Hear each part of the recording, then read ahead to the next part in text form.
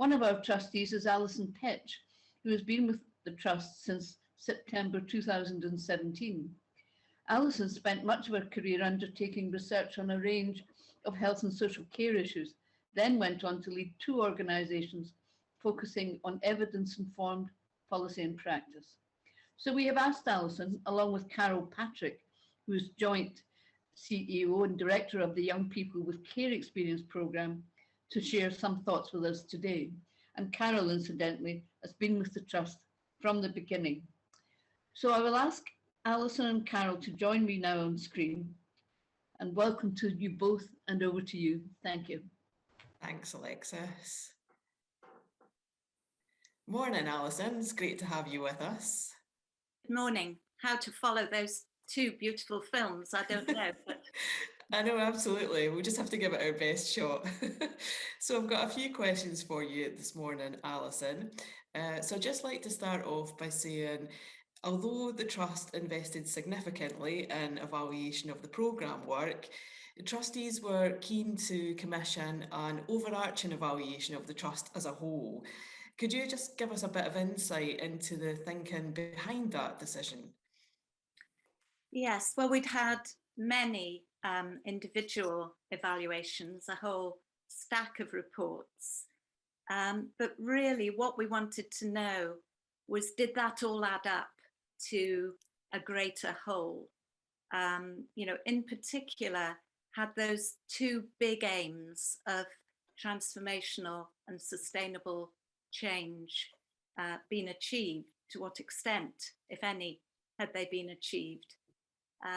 It's probably not a very good analogy, but you know, we provided lots of ingredients, but had they added up to a memorable feast at the end of the day? So that was really our motivation behind going for the overall evaluation. Yeah, so something about the sum of the parts and seeing what the overall result effectively was. So obviously then, in terms of Stirling University coming in, looking at the story of a 9-year trust and trying to assess its impact on people and individuals, and we've heard quite a lot about that already, but also the wider policy and practice environment. It was a big project for Stirling to undertake. So were there any aspects of Stirling's approach that stood out for you? Well, I do think the Stirling team should be congratulated. You know, it can be pretty difficult to come into an organisation and be asked to take an overview of sort of 9 years worth of work, especially, I suppose, when, you know, the Trust has its own opinions about what it's been doing, and it's already provided lots of reports. But that is also why it was really important to have that external independent view. And I think, as I've said, they should be congratulated because they managed to distill some sense, some principles from over 300 reports. But they also did a magic mix of the more sort of counting numbers from surveys and so on, but also those much more creative approaches that we've already seen some evidence of.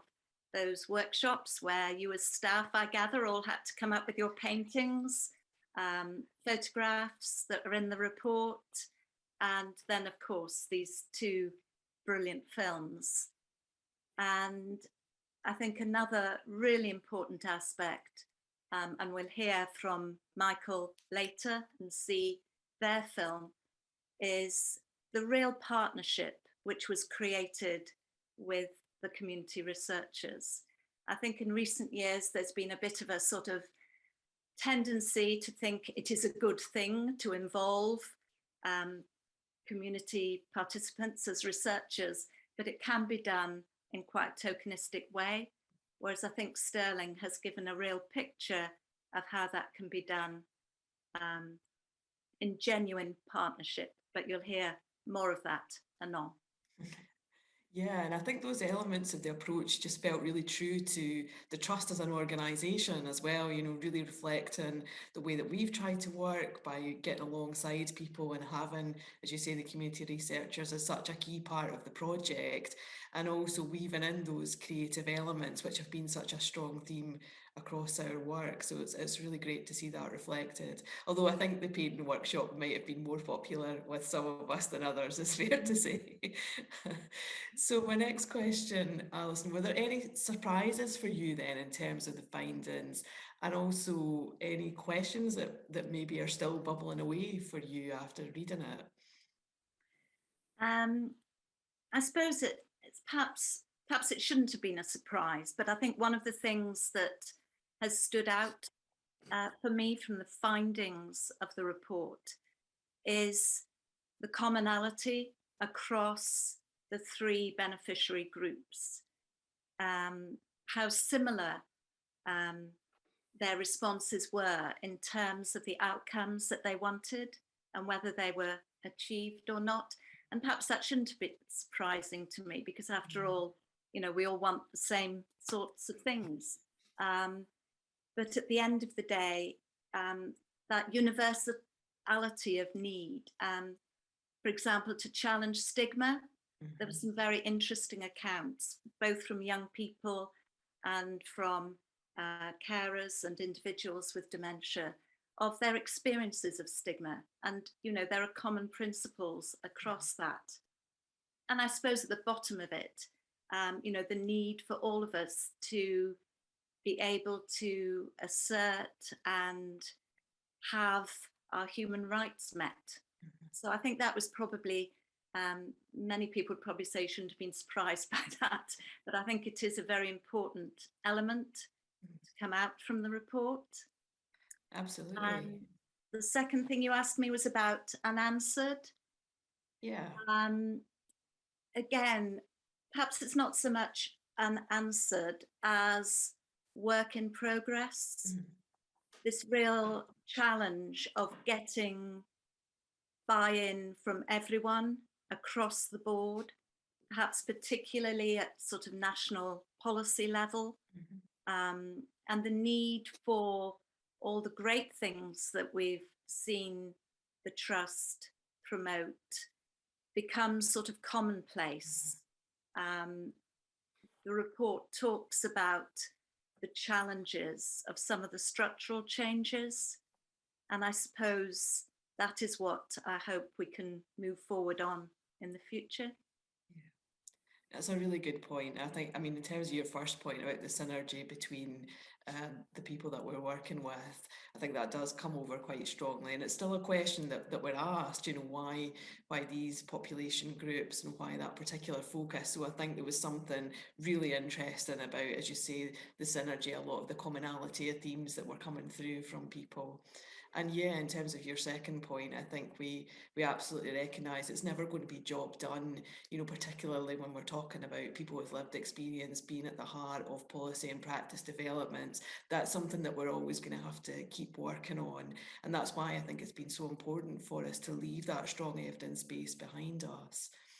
So that brings me quite well on to my next question then, which is really about legacy, and the report has a number of findings about the legacy of the Trust. What are your hopes as a trustee for the legacy of the Trust? Well, hopefully the Trust has shown what works and how to make it work.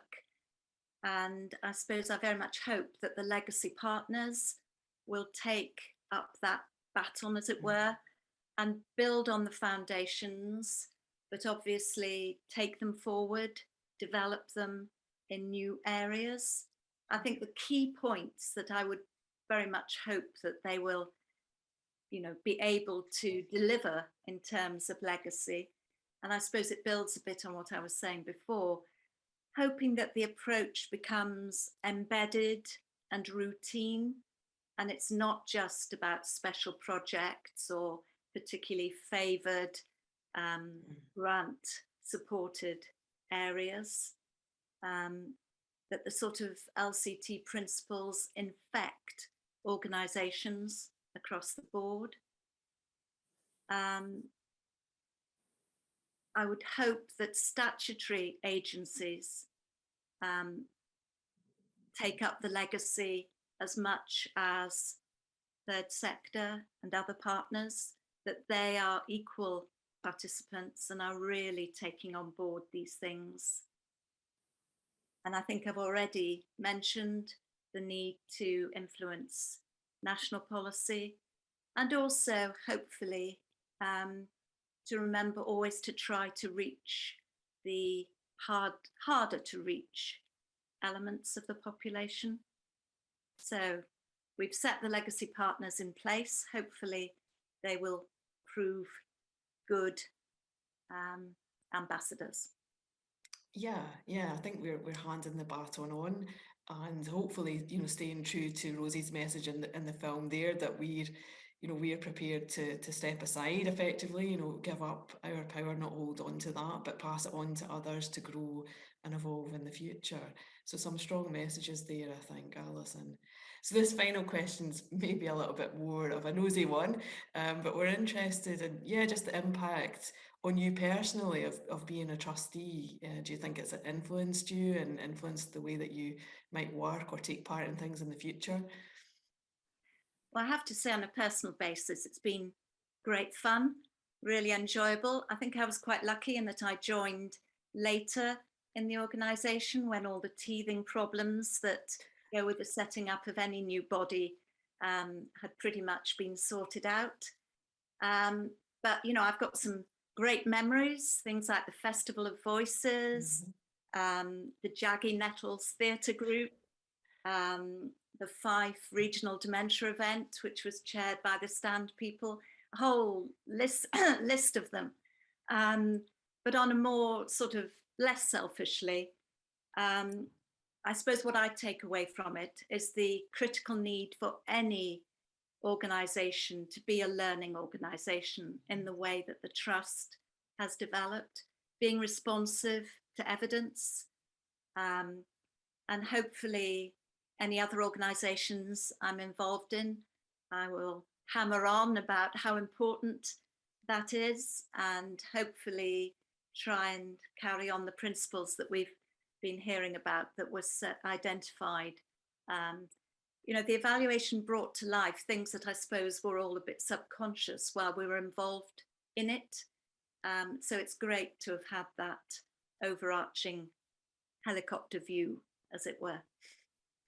That's great, Alison. Thanks so much for sharing your insights and your thoughts with us this morning. No, it's been a pleasure. Thank you.